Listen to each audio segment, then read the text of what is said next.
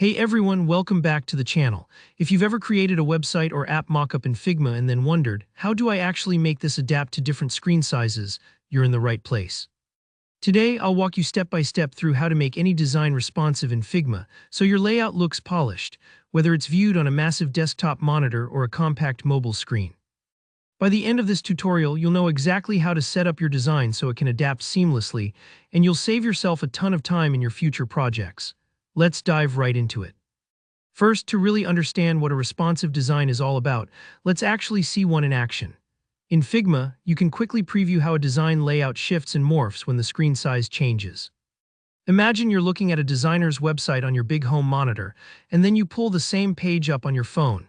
It should still look great, just rearranged to fit. Responsive design means your elements can breathe and stack naturally, no matter the screen. Now, to get hands-on, head over to the left toolbar in Figma where you'll find the Templates and Tools section. Think of this area like a huge design library. It's packed with ready-made assets, layouts, and helpful templates that can give you a head start. In the search bar there, type Responsive Design.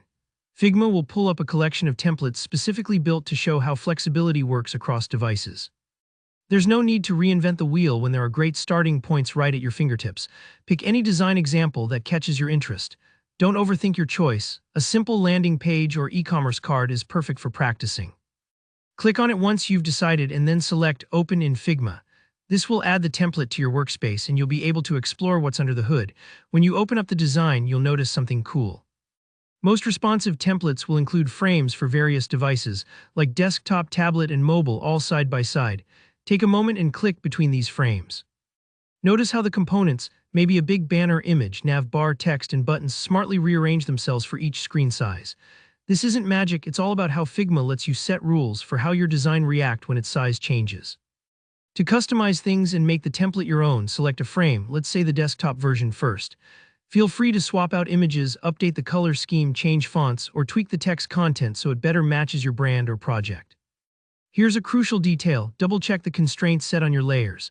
Constraints are like little instructions for your elements. For example, if you want a button to always stay 24 pixels from the right edge, no matter the screen size, you'd set its constraint accordingly. The more you play with these, the more you'll see your design truly snap into place for all those devices. Once you've personalized the desktop layout, repeat the process for tablet and mobile. If dragging things around feels a bit fiddly at first, don't worry, that's normal. The goal isn't perfection right away, but to get comfortable with the workflow. And here's the real beauty. After you've customized each device's frame and dialed in the constraints, try resizing the frames themselves. Watch as your design fluidly adapts in real time. That's responsive design in action. No clunky overlaps, no missing buttons, just a clean, flexible interface that looks right everywhere. And that's all there is to it. With Figma's templates and a little practice tweaking constraints, you can make any design completely responsive and ready for prime time.